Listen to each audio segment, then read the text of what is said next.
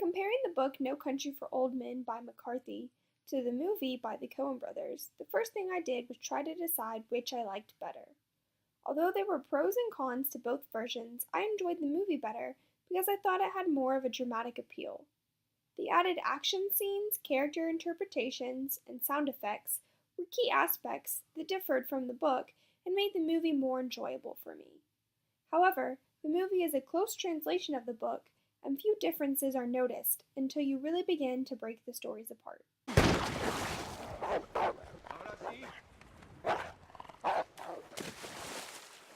To begin, here is an action scene not found in the book.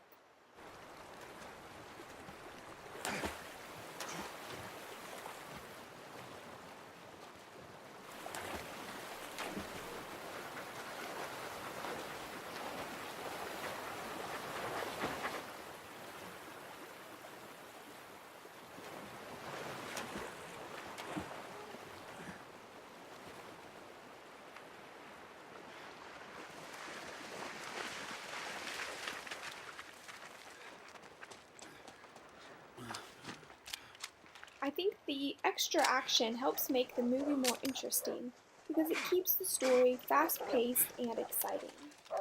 I think this scene is also created to portray Moss as hardcore since he barely has time to dry out his gun to kill the dog before it kills him. This is seen again when Moss leaves the Latino man in the truck. The man begs him to shut the car door so wolves don't get I in. reckon I go out the way I come in. Cierra la puerta. Hay lobos. There ain't no lobos. Moss says there aren't any wolves and leaves the door open, which makes him seem more like a bad boy. In the book, he says the same lines but shuts the door for the man anyway, seeming more kind. Not only were some scenes added, but others were altered to add more action to the movie as well. In this scene, Shigar destroys the lock with his propane tank gun, bursts in and wounds Moss. In the book, Shigar still gets into Moss's room, but he kills the hotel clerk in order to steal the room key and sneak in, instead of blasting through it with his weapon and surprising Moss.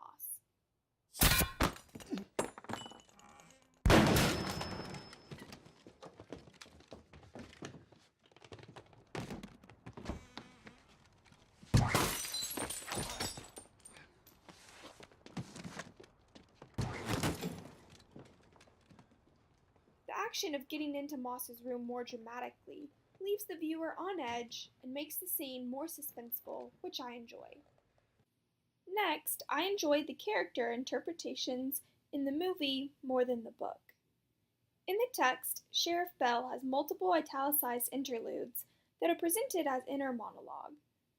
Although this helps establish him as a main character, I found his views on the decline of the world and his struggle with retirement long and boring to read. In the movie, Sheriff Bell delivers his thoughts through dialogue instead. My God, Wendell, it's just all out war. I can't think of any other word for it. Who are these people? Here last week they found this couple out in California. They rent out rooms to old people, kill them, bury them in the yard, cash their Social Security checks. Well, they'd torture them first. I don't know why. Maybe the television set was broke. You can't make up such a thing as that. I dare you to even try. His inner thoughts are limited in the movie, which to me is just enough to allow viewers to understand him as a character, but does not slow the plot down as much as the monologues do. Lastly, I enjoyed the sound effects present in the movie that could not be found in the text. Here are some examples of using sound effects to create a suspenseful mood.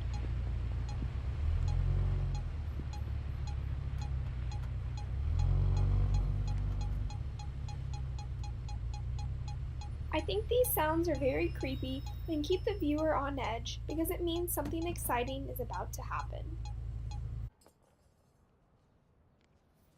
Since music is not used in this film, and many scenes do not even contain dialogue, the background noises stand out more. This helps the viewer pay closer attention to what is about to happen next, and one reason I enjoy the movie over the book.